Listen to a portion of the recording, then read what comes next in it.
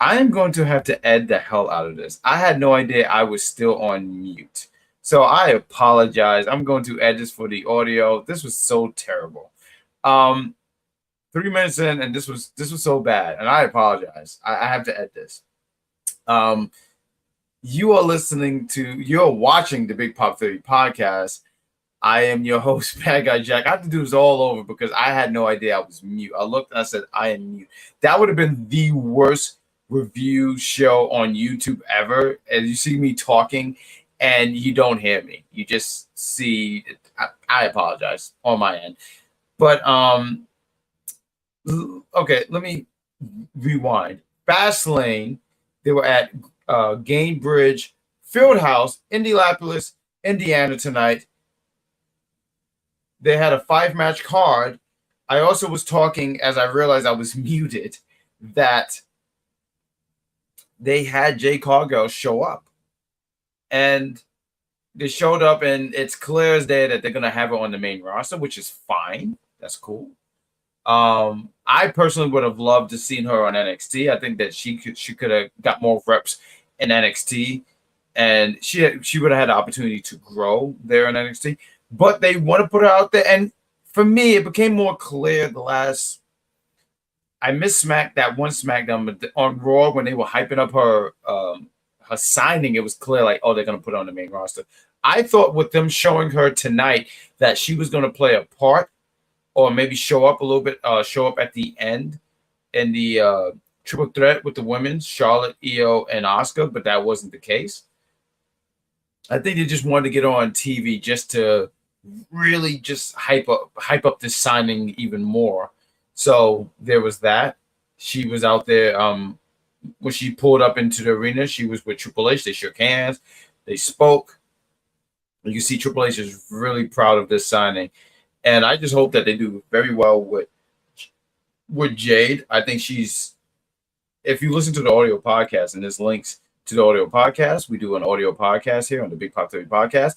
It's on Apple Podcasts, Spotify, and Google Podcasts. I had to think about which one it was. And on podcasts that used to be called Anchor as well, if you want to listen on the audio side of things. So please give those things give those a listen. We're gonna have a new show on Monday around 12 o'clock.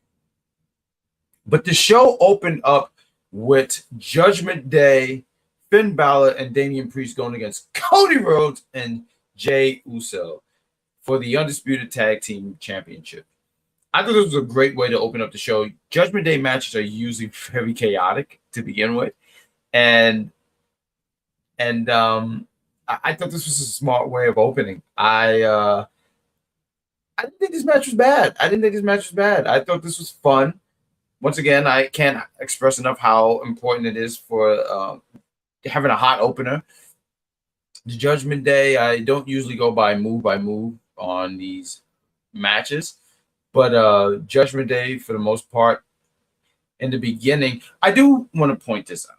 In the beginning of the show, or beginning of this match, I apologize, you had Finn Balor and Cody in this match, and Michael Cole out of nowhere said, hey, you have Finn Balor, the original leader of the Bullet Club, and Cody. Someone wrote me on Twitter. I will continue to call it Twitter. They said Cody wasn't the leader of the Bullet Club. I apologize. So many groups. But he mentioned that Cody wasn't the leader of the Bullet Club.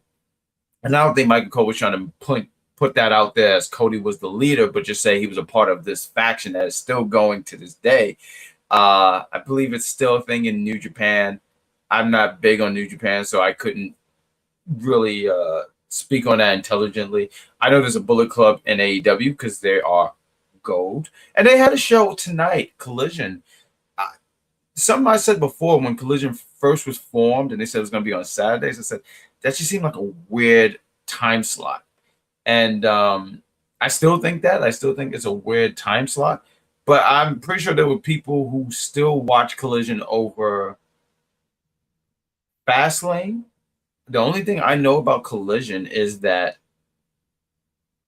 Was it Big Bill and Ricky Starks are the new AEW Tag Team Champions. I'm pretty sure we'll talk about it on the audio podcast, so I won't dig too deep on it.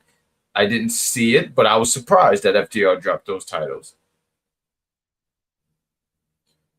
But getting back to Judgment Day and Cody and Jay, I just gotta jump into the finish. I was surprised that the Judgment Day dropped these titles. I didn't expect them to drop them. They wanted Judgment Day matches. Once again, they're very chaotic. They're just, you know, that you're gonna have Rhea, you're gonna have Dom, and now with JD, but done a part of the group in a way. You know, it's just gonna be very chaotic. You know, people are just gonna be there's going to be a lot of run-ins, distractions. It's just going to be a lot of, not filler, but a lot of just chaos. I think that's the right word, is chaos. And we did get a little bit of that chaos. You had one spot in the match where Dom gets super kicked, and Rhea and Jay are making like googly eyes towards each other. And Jay gets distracted, and he gets attacked. You know, there's a spot I did like with Cody and Finn. Cody hitting like this superplex, but it was a superplex because as he held him in the superplex position, he held Finn for a minute. I thought that was really cool. I thought it was some really cool stuff. I thought, and Judgment Day, usually the other opponents have really good chemistry.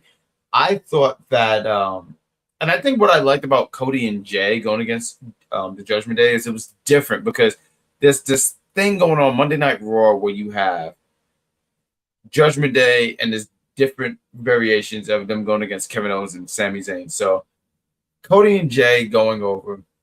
When JD does finally interferes in this match, he grabs the briefcase and he tries to hit Cody, but he hits Damian's knee. Damian's knee, who I forget what part in the match where it started really acting up, but when he hit him in the knee, he fell down. Cody hit him with a crossroads, taking out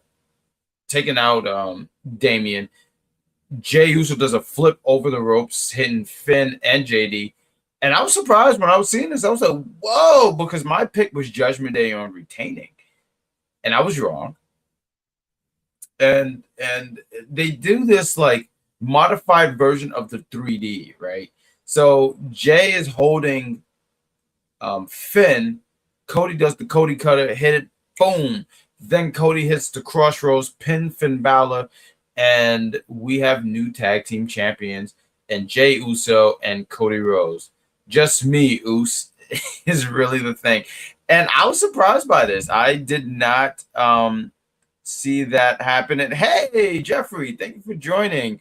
I know we didn't advertise any of these things. I wasn't even sure if I was going to go live, so I appreciate you being in the chat. I apologize for taking so long because I just looked, I saw the thing. I didn't expect anyone to be here, so seeing you here, I appreciate it. But you said you called it. I honestly didn't think Cody and Jay was going to win it. I don't know why. I just felt like Jay was going to be, I'm sorry, Jay. The Judgment Day was going to retain, especially since Dominic just won back his North American Championship. So I just didn't see that being the thing. But, you know, and Cody and Jay being champs is not going to be a long-term thing. So I would just sit here and ask you, do you think that Judgment Day, Finn and Damian gets those titles back? But I do want to sit here and say the crowd was with Jay. When Jay was doing the, if we make this audio and you can't see it, but the wave of their arms, and not even just the wave of their arms, but when Jay came out, there was a Jay Uso chant. So that was awesome too. Now, Mommy has issue with JD. Yes, she does. Absolutely, she does. She I'm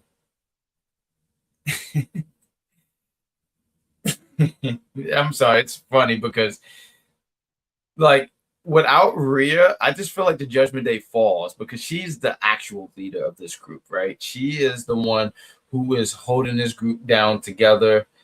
And I think I just put this in one segment here because later in the show, Damian wants to cash in. He talks about wanting to cash in his money in the bank. And he said, tonight's night, I'm not leaving empty-handed. That's what he said. And you see Rhea goes like, "You're not good. You're hurt. Like tonight's not the night. Give me the briefcase." And he does give up the briefcase, but but when he hands over the briefcase, it's almost like, yeah, I guess, sure, I'll hand it over. But but I'm sorry, I'm trying to fix something here. What do we have here? How you get hit with the same briefcase that JD got you by the same guy? I think it's a short. I agree. I don't think they're gonna hold these titles for long. I don't know how long. So when I did the Big Pop Theory podcast, the audio, right, and I was talking NXT, and I said I don't see Dragunov holding the championship long, right? And I can see people who are like, wait, what are you talking about? In a world right now where people are holding these titles over for 200 or 250 days, I'm just saying I don't see these guys holding these titles that long. And I'm talking about Cody and Jay. It's just something right now. I think it was a shock factor. I was surprised by this. But shout out to you in the chat talking about you, Jeffrey, for sitting here saying you called it, because I sure as heck did not. Did you see JD trying to call Damian on the phone? I did. That was hilarious. That was can I say this? I guess I can say it. Such good shit. It was hilarious when I saw it. Because he said, "Hey, pick up, man. JD, Damian don't want to have anything to do with that conversation." But I thought it was a great opener. Real quick, I just want to sit here and say I thought it was a great opener. There was a smart way of opening it, and I was surprised by this. The second match that we have on the card, because there was only 5 matches on this card, and I feel like I should just throw this out here because Pizza Hut was an advertisement for. I don't know if they were like sponsored or any of that stuff, but they mentioned Pizza Hut a lot. And I do want to throw out there that Pizza Hut is fantastic. So there's Papa John's, there's Pizza Hut. Am I missing one? I know I'm missing one. There's like a third one. See, was it Caesar's Pizza? Can we be real? Can we be real for a minute? Can I give you the 411 as that's what Auntie Mary J. Blige with the platinum wig would say? That Pizza Hut is the best pizza. Let's stop joking around. It is fantastic. We got Jeffrey. Crowd was hot for the small PLE. Learned from this TK. Yeah, honestly though, and it's not even coming from like a place of like, oh, you don't like AEW. No, I just think 14 matches on one card is ridiculous. And I think also too think that with smaller cards, you can let these matches have more time. And I think that's fantastic in a way. I felt like this match, this opener, it had a lot of good time. I feel like the women's match, I didn't clock it. I couldn't tell you the time. I felt like they had a lot of time in that match. And that stems from having a smaller card. And I also think, too, when you have a smaller card, one, is digestible, but two, some stuff you could just save for. So the Intercontinental Championship, right? You had when it was supposed to be Gunther against Chad Gable. I think them leaving it off the card, and should it be on the pay-per-view? That's up for the conversation. I'm up for that conversation. But them saving it for that Monday Night Raw, and it was the main event, I can't sit here and say it was a terrible thing. I think that was really cool. It felt. Let me see that. It felt like close to 30 minutes for the women. You might be close. I think I'll shave off maybe 10 minutes. I would say 20 to 25 minutes. I think they gave those women, and I think that's a good thing. I think because one, they're not rushing. They're able to take their time to tell the story, and they did. And I think that's just something that should be. I just think that's such a good thing. I guess that's the best way to verbalize that. Is that I think that's a really good thing. We had the LWO in the second match here. Oh, I was talking about Pizza Hut. I apologize. And Jeffrey says he loved Pizza Hut. Pizza Hut is fantastic. Don't get me wrong. If you can get authentic Italian pizza, do it. It's honestly the best pizza in the world, But if I'm talking about these commercial pizzas, talking about Domino's Pizza Hut, Domino's gave me the most crappiest wings. Wings. And they were so bad. I'm a wings dude. I love wings. They just gave me wings and they poured hot sauce on it. I mean, barbecue sauce. It looked like crap. I ate those things because I paid for it, but I do want to mention it looked like crap. And you don't want to eat anything that looked like crap. So that's why I said Pizza Hut, they will never let you down. So when Xavier was talking about Pizza Hut, I'm not gonna lie, I popped for it. We got the biggest show can get longest time talking about Survivor Series. Yeah. I forget how many matches that they had last year, but I feel like it was digestible, right? Like I forget because it was a year ago. I love DiGiorno's pizza. It's good too. DiGiorno pizza is fantastic. It's been a minute since I have DiGiorno's pizza. Since you want to mention pizza with me, sir, I love DiGiorno's pizza. It's great. And if you can get some wings on the side, because I'm like a pizza and wings dude, like that, we talking. We talking. I would say we spitting, but that's nasty. I don't want anything spit next to.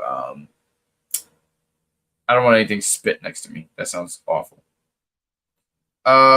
Real quick, let's get into match 2. We had the LWO against Bobby Lashley and the Street Profits. Here was another match I got wrong. I was off these first 2 matches. I was wrong. And that's not fun. But LWO against the Hurt Business. I said Hurt Business. I'm sorry. I put Hurt Business 2.0, but they're not called the Hurt Business. But Bobby, Angelo, and Montez Ford. It was Ray and Santos coming out on SmackDown. This trio don't have a name right at the moment, but Bobby and the Street Profits, they took out the other members of the LWO. I forgiveness because I should know their names and I don't know their names. That's awful. I see you said I got this one too, but I knew someone was going to come out. I knew someone was going to come out too. I didn't know it was going to be. See, I should work towards this, right? Let me work towards this.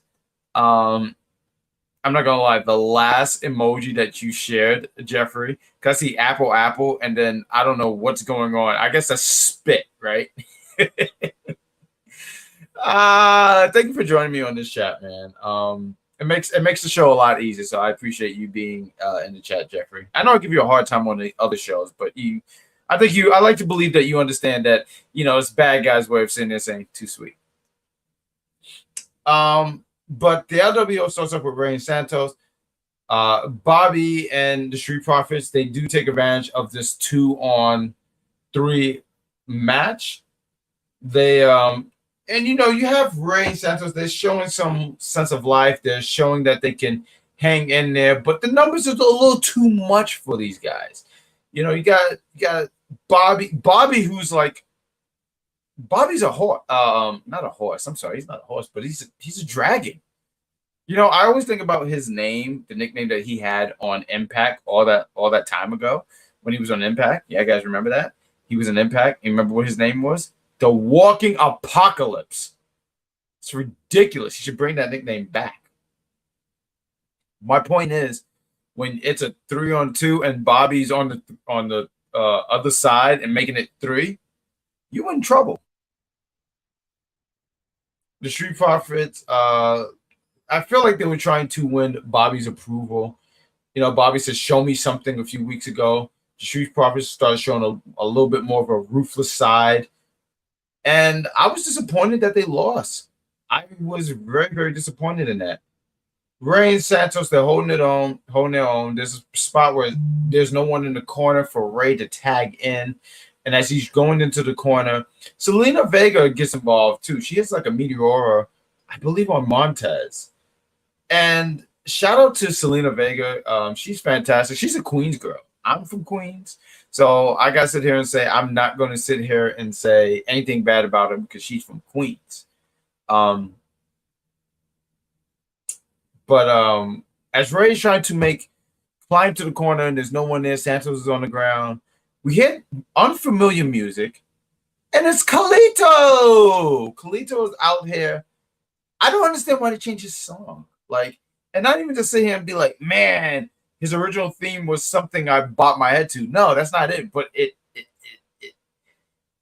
Why? Why did they change his theme? Was there a reason behind this? I don't know. It's matter of fact, the last time we all saw him was this year at Backlash, correct? And didn't he have his Kalito theme? I forget, but didn't he have his theme? So it's confusing to me on why they switched it to something else. I don't know. They were trying to modernize his theme. I'm gonna make sure I got that word correct. I don't understand what they were going for with this, and I prefer if they had just kept his theme. I once again I don't understand, or I don't know all the reasoning behind everything on why he don't have his theme.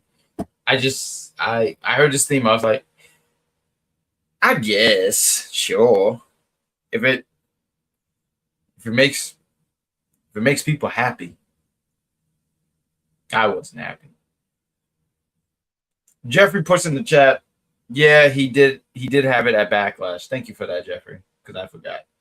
But LWO gets the win over Bobby, Angelo, and Montez, and I just didn't like that. I didn't like that, especially since you're trying LWO. LWO is a great. It's a pretty decent faction. But I felt like right now it just seemed like Bobby and his boys have just haven't done anything. Like there's no momentum. They lost to the LWO a while ago. Bobby's ready to cut them off. Angelo and Montez are showing more of an aggressive side to them, and it was like almost. I wouldn't have gone in that direction personally. Great for the LWO. The LWO, good for LWO. They don't win a lot. It seemed like they have more of a their lose percentage is more than their win percentage, right? But I would have went with Bobby, Angelo, and Montez. But I guess we have to see where this goes now and moving forward, right? Like I guess for me it's like what's next for Bobby, Angelo, and Montez? Because if I'm Bobby, I'm like, why am I teaming up with you guys? You guys are just losing. So I don't know where this goes. I didn't. What if Bobby was the one to get pinned?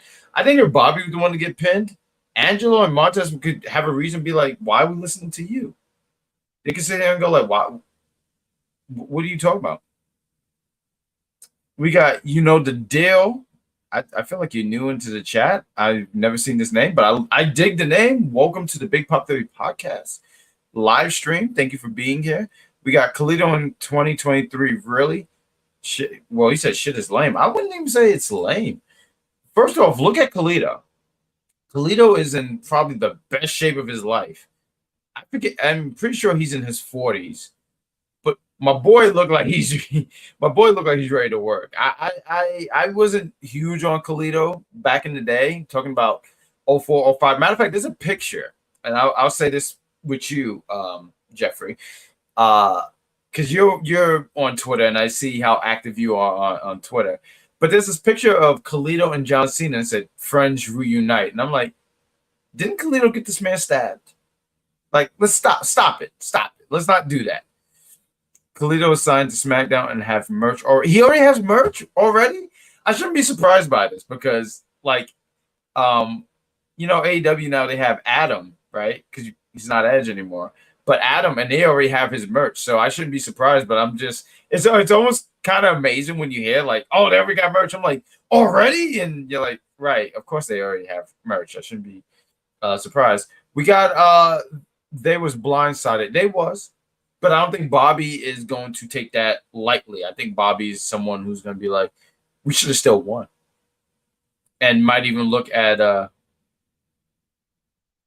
I seen the post you posted. It was the Jesus. It was the Jesus. It wasn't Jesus. It was the Jesus. Jesus wouldn't do that. Jesus would say, "My child, come this way." But it was the Jesus. We got John was Cena's. What was it? John was. What do you mean John was Cena? Wait, did John separated from? Like, did they separate and John and Cena had a match? I'm confused. I don't remember this. When did this happen? John was Cena's first opponent for the United States. You mean the Jesus, right? That's what you mean. I like bothering people. I'm sorry. I'm a child. And there was also a Pizza Hut promotion here. Xavier Woods earlier in the show, he was talking about Pizza Hut. I feel like it was with Booker and Wade, but maybe that was the case. I did enjoy the thing that you shared, Jeffrey, talking about Booker, and he sent Wade a subpoena. I thought that was fantastic. I thought that was tremendous.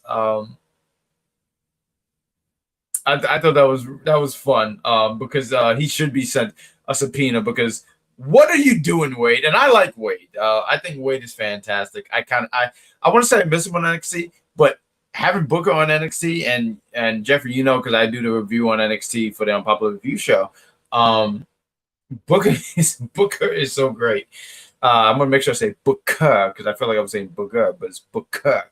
But he also mentions Khalid. My bad. Listen. Remember in the chat, and I wrote so fast. That's what happens when you write so fast. I understand. You are a speedster, Jeffrey. That is fine. But we had a Pizza Hut promotion, and what they got. I mean, Jesus, they gave him a lot of stuff. It was pizza, not cornbread. It was it's the garlic bread. I think it was some wings. It was ridiculous. I just know I would be. Before I did the show, I had some chicken fingers, and every chance I get when I have chicken fingers, I sit here and say, but chickens don't have fingers. But these bad boys are so good. I just wanted to throw it out there. Chicken fingers are fantastic. Moving along, we have the triple threat for the women's championship. We have Charlotte Flair, Io Sky, and Asuka. Early in the show, Io told Bayley that she had a game plan and she did not need damage control. I'm sorry, hiccups. What we got here? Did you see Wade actually rapping again on the kickoff show too? I didn't. I missed the kickoff. I won't hold you. I didn't. I missed the kickoff. I wanted to make sure I caught in time for the pay-per-view, but I missed that. I might have to watch that back. I'm pretty sure it's somewhere on social media or something like that. I'll definitely take a look at it. But we have a triple threat: Charlotte, Io, and Asuka. And one of the things I want to jump off before I give my thoughts on this match here is that I'm glad that Io retained, and I'm glad that Asuka was not the one to eat the pin. I looked at this match and I said, Io might retain. I said Io should retain, and I also felt like Asuka. I thought Asuka was going to be the one to eat the pin, and I'm really glad that they didn't go that route. I'm glad that Charlotte, because Charlotte's so established. I think Charlotte is. I always try to give Charlotte her flowers, right? She's not. We talk about the 4 horsewomen. She's not my number one for me. But it doesn't take away from her talent. I think Charlotte is such a great talent. She's, when if you told me she's the best women's wrestler of all time, I was going to say she's a pretty solid, good pick. I think the one thing that's always been for me is the way that they booked her. Like they mentioned tonight, can she be a 15-time women's champion? And I just think that's ridiculous, the way that they pushed her to get to this number, personally for me. But these women went out there, they gave them time, and these women, I thought, really did a really great job. Talking about all three, Asuka, Io, and Charlotte. Charlotte, she was doing her thing. She was showing why she is. There's a word that she said. She is the not the blueprint. That's Sasha, but like she's the standard. So she was able to hold on. There was a spot in the match later on where I think it was Io. She does like a moonsault and she hits it, or maybe she might have missed it on the outside. And then Charlotte was like, "Let me show you what a real moonsault looked like."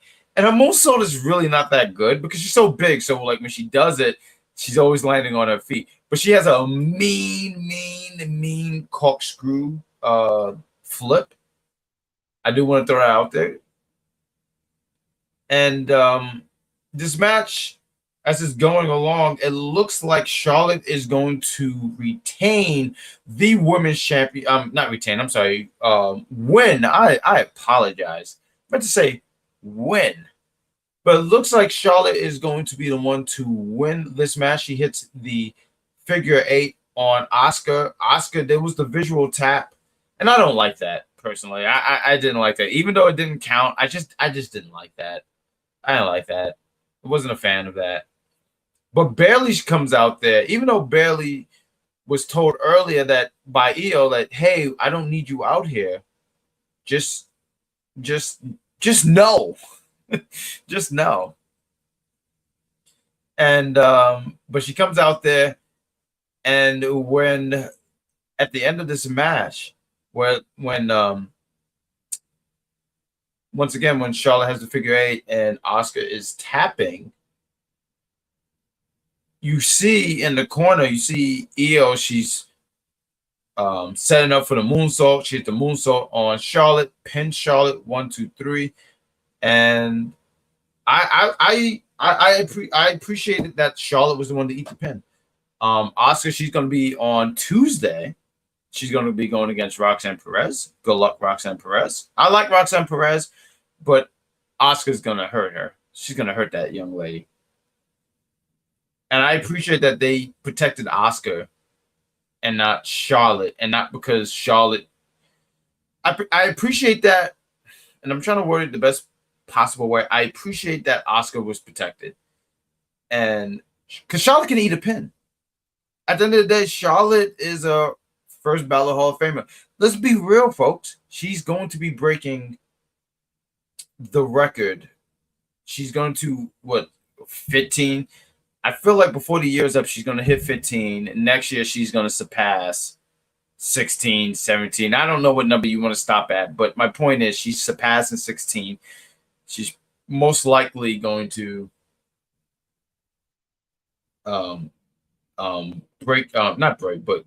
get 15 this year. She's going to be okay, is my point. If I can word it that way. She's going to be fine. I see Jeffrey in the chat. Those 15 was her and Mercedes trading the belt in 2015 and 2016. I feel like there's other people involved too, but yeah, a good portion of that was Mercedes. I hate when she does the moonsault, it doesn't connect. You talking about Charlotte? Charlotte's moonsault it's not one of the better ones. It's not. Roxanne better call it.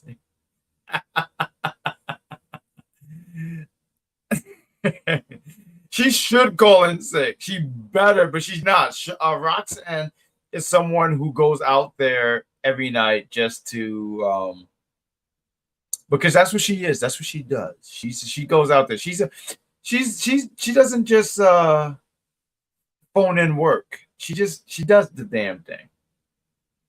Roxanne, no, I'm sorry. She's going to surpass Cena too, right? Because Cena is a 16-time champion. I don't know if Cena ever passes that thing. And he's young enough to do it. Because for me, when I think about wrestling,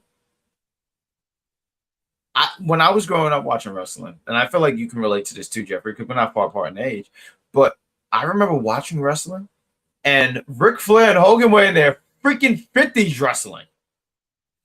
My point is, he still has an opportunity to surpass it. Because at first I was going to say, I don't think he ever passes it. But he's young enough to still do it. Like, I think he can still do it, even though he's doing Hollywood at the moment. I love Roxanne too. Her and Miko had a banger, so she's going to be okay. You know, someone shared something on either Twitter or on Instagram. I forget what social media it was, but they were talking about how Roxanne battling these legends like Miko and Asuka. And I think those are great women to have underneath her belt going against, regardless of what the outcome is. These are just great people to just work underneath. And I'm pretty sure this is something when Roxanne, when it's all said and done and she's ready to retire and all that stuff, she looked back and like, man, I really worked with these two. Like, that's just such high praise to work with these two women, Miko and Asuka. She's honestly a lucky one. legitimately a lucky one. But Charlotte eats the pin from EO. Thanks to Bailey. Bailey's fantastic. Can we sit there and say that? Bailey is. I met her last year at WrestleMania. Not at WrestleMania, but last year WrestleMania was in Texas. I was out with the UPR crew, and randomly saw her, and she let me take a picture with her. She was so sweet. So I will have nothing but great things to say about Bailey. She was so sweet, so nice, and I that put a smile on my face. So I do want to sit here and say Bailey is fantastic. If anyone says anything bad about Bailey, I will just step on your foot.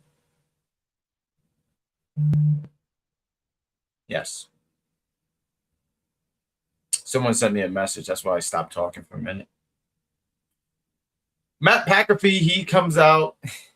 We miss Matt McAfee, right? I mean, he hypes up SmackDown. Michael Cole seemed like he gets so excited seeing Matt McAfee. He was very happy seeing him. But Matt McAfee was talking about WrestleMania at Indianapolis. Oh my goodness. No, she didn't give me a thumbs down, Jeffrey. No, because I'm great. She recognized greatness, and she was very polite. Unlike that comment that you just gave me, that was very Pat McAfee. I said that, Jeffrey. Oh, I miss H-Man. H-Man would have took points away from me because he would have known what I said. But Pat McAfee, I was just saying McAfee. It's okay if I say his last name, Jeffrey. Jeffrey, thank you for being a real one and joining me here. As I get this coal out my eye. But he was saying Indianapolis deserved a WrestleMania. The crowd looked like they were definitely behind that, and they wanted that to be a thing. And maybe that does happen. I know next year WrestleMania is going to be in Philadelphia. The plan is to go there for next year. That would be great. WrestleMania is just it's such a vibe. First WrestleMania I ever went to was the one last year. It was a great time. So I just sit there and say to anybody, if you can, do it because it's a good time. Next match we have, it's match 4. We have John Cena, LA Knight, against the Bloodline. I don't know, something about Jimmy. Jimmy is just a comical character to me. He just doesn't take any of this stuff seriously. There was a spot in the match where he had John Cena with a punch, but the way he did it was almost like a wind up, and then he punched him. It's just hilarious. WrestleMania is almost here already. It is, right? Isn't it? Like, we're in October. I'm gonna get to this match, but to get to your chat right here, it's crazy to think how close we are to WrestleMania right now. We're in October. So what? Another 5-6 months. We're already doing Mania. And Mania, I remember earlier this year, Mania. I was in Chicago watching Mania this year. And I'm like, wow, we're already prepping for Mania as we speak. Jimmy's acting childish. I feel like Jimmy found his niche. You know, he is such a character. There's a spot. In this match you have the Bloodline. This match, the vehicle was for LA Knight, right? So John Cena is probably gonna be here for another few weeks because now with the strike ending, the actor strike, with all that stuff ending, John Cena is gonna be going back to Hollywood. And I forget how long his time period. I think it was like 6 weeks or something like that. I forget the exact number. I wish I had that. But my point is, this is not for John Cena. It's for LA Knight. LA Knight is someone who's been building a lot of momentum lately. He's the crowd is behind him. So this match was for him. And it starts off a little back and forth between them, the Bloodline, Cena and Knight. But eventually the Bloodline is just taking Cena to the freaking cleaners, man. Like, they've just beaten the hell out of Cena. There's a spot, I feel like this is later on in the show, but Cena is getting ready to hit the AA on Solo, but Jimmy just super kicks him. And it's funny, there's this video floating around on social media. And it's Shawn Michaels talking about how everyone has made sure that his finish has been well protected, which it has not. It really hasn't. Like the super kick, it has become an arm drag, just like the Canadian Destroyer. I don't want to be the old man yelling at the cloud, but I will be doing that after this show. um, but when LA Knight gets the tag, the crowd is really hot for him. Like they're really behind him, and he's he's getting some offense in. He's getting taking out Jay. I'm sorry, Jimmy. He's taking out Solo. The crowd is really behind him. But to finish off the match, Cena, and it's crazy to me, right? So Cena does the 5-knuckle shuffle, but when Michael Cole said how did he word it? He said he's going for the classic 5-knuckle shuffle. When I heard that, I was like, classic? Like I'm already sitting there saying, because I feel old. I remember watching John Cena in 2002, and he wasn't doing the hip hop stuff until that late 2002, early 2003. Because remember when he was coming out with B Square. So I'm just saying, when I hear classic, it's almost like certain songs that you remember and they're on the Classic Network. Like one of my favorite shows, it's a meme now, but I love King of Queens. It's on TV Land now. So I'm just sitting there just going like, whoa, when did this happen? But John Cena hit the 5-knuckle shuffle on Jimmy, and then LA Knight hits the BFT, blood false. What's it? Blood something trauma. I'm just gonna say BFT, and he does it. He gets the pin. He gets the pin on Jimmy. After the match, Cena is saying, "Good job, good job." But LA, no. And then he raises Cena's hand. So LA Knight's having some class for the GOAT. That is John Cena. But let me ask you, how do you guys feel about them calling John Cena the GOAT? I do feel like John Cena is a GOAT. He's not my GOAT personally, but how do you guys feel about hearing them always saying the greatest of all time, John Cena? Let me look in this chat real quick. We got Jeffrey. He says, I think it's 6 weeks. They did the right thing having LA Knight pin Jimmy. I totally agree, because you got to protect Solo. I think Solo, he took that pin. I feel like the last pin he took was that one when it was him and Roman against Sammy and KO at Saudi Arabia, I believe. I think that was the last time he took a pin. But I would do everything I could to protect Solo. So I agree with that. When did Paul Heyman get gray hair? The man has been stressed as Roman. I think he would dye his hair, and now he just stopped dyeing it, because they did mention that. I'm glad that you said that, because they were mentioning it, saying he has been aging rapidly without Roman Reigns. I love when he used to pump his shoes before the AA. Blood force trauma. Okay, it was blood force trauma. Thank you. He's one of the greatest of all times. Yeah, I do believe John Cena is definitely one of the greatest of all time. You look at his resume. Multi-time WWE champion, heavyweight champion, United States champion, tag team champion, Royal Rumble winner, Money in the Bank winner. That is a Hall of Fame career. The only time he is, I don't think it's crazy, because a lot of GOATs, a lot of greats didn't win the Intercontinental Championship. I'm talking about Hogan, Taker. God, I feel like I'm missing a name. I'm missing quite a few names. There's a few people, and it's amazing that they didn't hold that Intercontinental. Like for me, if you say as a wrestler, like of course I'm going to be the World Heavyweight Champion, but I would love to win that Intercontinental Champion. And I think Gunther, by the way, if I can just give Gunther some praise here, has done such a fantastic job on making that belt feel so special. I'm going to talk a little bit about him tomorrow when we do the recording for the Big Pop Theory podcast, the audio. I'm going to make this an audio as well. We're going to try to make this an audio. Roman isn't going to be happy about this at all. Jimmy is in trouble. They're forcing it now, saying he's the greatest of all time. And that's what you don't want to do. I think when you say something like that, like they're forcing it, that's when the fans get turned off, because you don't want to force it. It needs to be organic. But I feel like the reaction that John Cena has been getting lately from the crowd, because I feel like 10 years ago, and sometimes I say it out loud, I'm like, maybe we were kind of mean to John Cena. Maybe we were a little rough because John Cena was just doing his job. But yeah, you don't want to force that at all. You want it to just be like, let the crowd say that. Don't just sit here and say that. Don't do that, because then I think that turns off everybody. So you don't want to do that.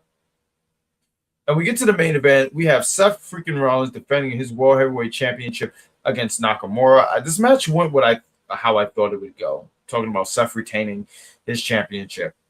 But I do appreciate that they let Nakamura get a lot of offense out there and let him, as I look, I'm looking this way, ain't I? I should look at this way. I appreciate that they let Nakamura get some offense and make it look like he stood a chance.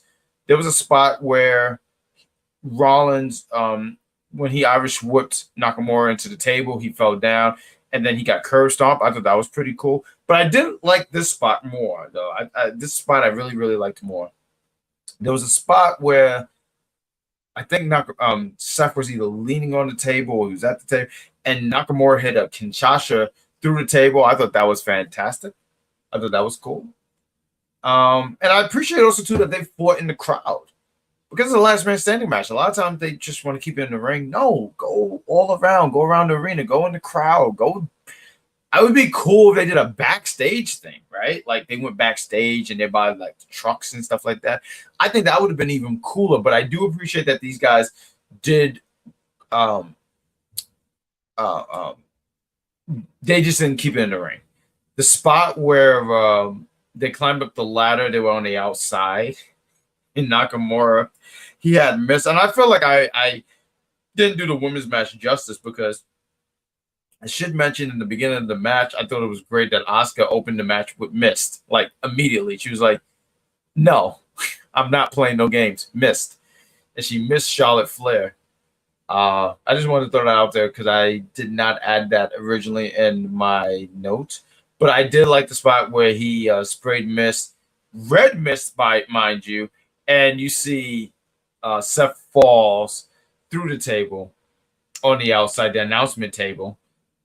And the story was really about Seth's back, right? Like Seth's back, because you even hear Michael Cole in this match. He keeps saying, just sit down, lay down, stop, worry about your family. Sometimes you need to be about yourself. I thought Michael Cole did a really good job on selling this story about Seth's back. I thought he did a really, really good job on that. What we got? It was split 50-50 boos and cheers. They made me believe Seth's back was damaged for real. How Seth and Michael Cole was selling it for us. I wanted Seth to use one of the cars on the stage. Did you want him to run over Nakamura? Like, are we really trying to do Survivor Series 1999 Stone Cold Steve Austin said? The red mist was the answer to the blood to the face. I'm sorry, my Alexa was going off. That's why I stared up. I don't know why Alexa does these things. Alexa, go to sleep. Ignored. But yeah, I thought these guys did a really good job. And Nakamura is now out of the title picture. Now it goes to say what's next for Seth Rollins. Now that he has but now that he has defeated Nakamura for the second time, now he moves forward. And it makes me wonder who is next. And one of the people I was saying one time on a review show, I said, well, maybe it's Bronson Reed. Because I'm sitting there saying, why else are they keeping him strong? Maybe it's not Bronson Reed. I sit there and say, who else on that roster? It's not Gunther at the moment. Gunther, I feel like, is someone not this year, next year. But who's next? But then you also got to remember, we have Damian Priest as the Money in the Bank, but I don't see him having a successful cash-in. We have Cole to Corey. Corey, talk some sense to him. I love that. I love Michael Cole sitting there saying, hey, yo, tell him Corey, like, he tapped him. He's like, Corey, talk to him. And meanwhile, Seth is on the ground trying to get back up onto his feet. You know, what are you talking about, Michael Cole? Stop it. But it makes me go, what is next now? What is next for Seth Rollins as the World Heavyweight Champion? Who is his next opponent? What is next for him?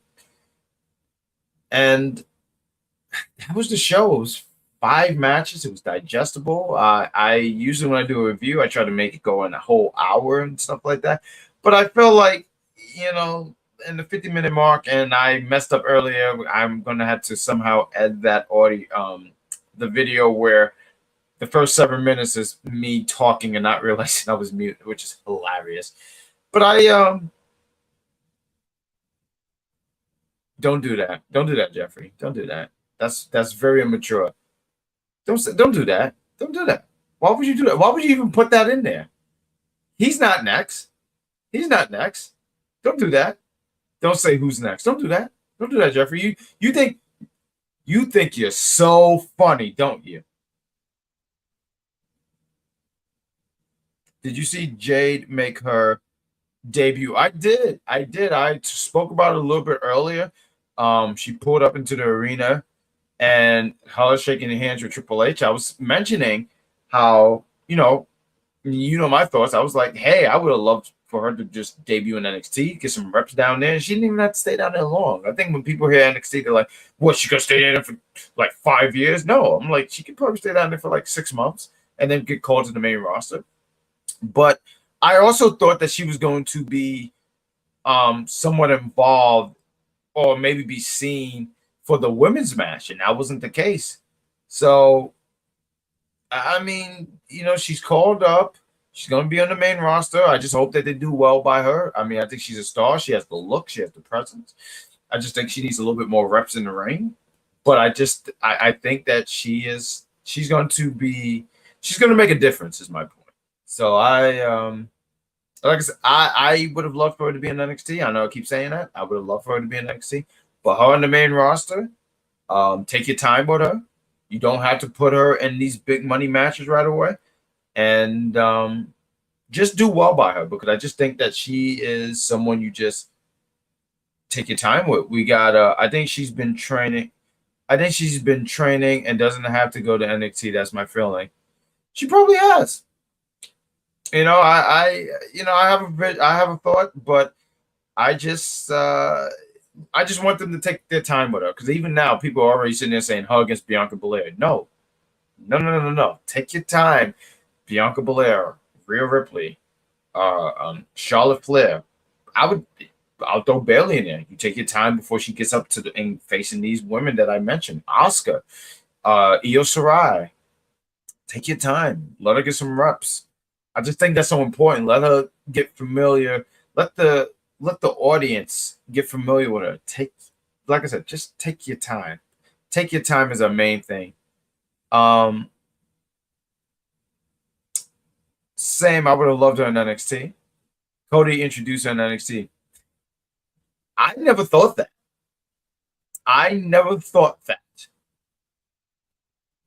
Some people are saying Cody's going to be on NXT to talk about the Dusty Classic. And I forgot about the Dusty Classic. And I think he would be the best person to do that. So when I saw it, I was like, that makes sense. But bringing in Jade to NXT. And I feel like, though, like Jade would have had a really good showcase if you have her on the Women's Breakout Tournament. Obviously, that's already filled up. But we have to wait and see. I mean, that's interesting that you say that, Cody introduced her to NXT. I never thought that at all. But that was the card for Fastlane. They had 5 matches. I thought these matches were good. They gave them time.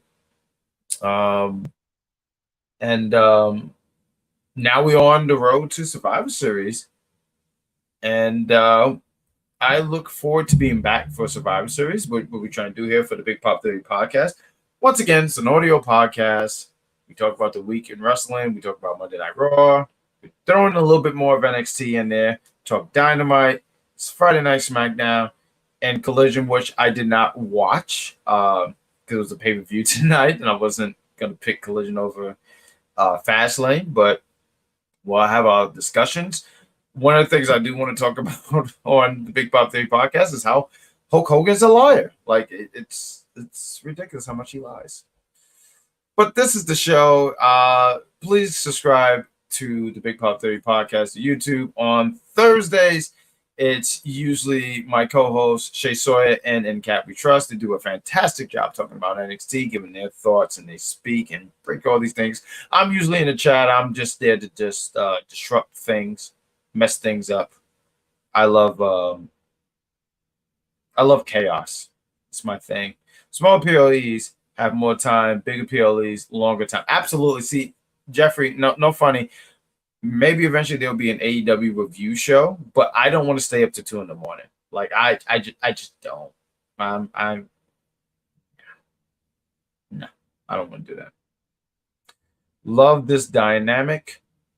I'm not working with anyone. You love my dynamic. Am I working with somebody? Did I know about? Shay's upset. I know it. She's always upset. How do you think I felt when they were sitting here talking about Bret Hart? I was upset. But no one cares about my feelings. Anyway, look like we are going to reach the hour mark. I'm just going to sit here and say real quick, thank you. For anybody who watched on the replay, we say thank you. I want to say, Jeffrey, thank you for being here for the live. Probably should have advertised this a little bit more. That would have been much better. But I appreciate you being here. That meant you subscribe, which means you should subscribe here. If you subscribe, you hit the notification. You'll know when we go live. And we're going to put more content out here on the YouTube. Follow us. The link for the audio podcast is in the description. And we say, well, I say we. I should probably put this up here. Put this picture up. Yeah, I'm going to put this picture up. Thank you for watching. Have a good night. And we'll see you for the next go around.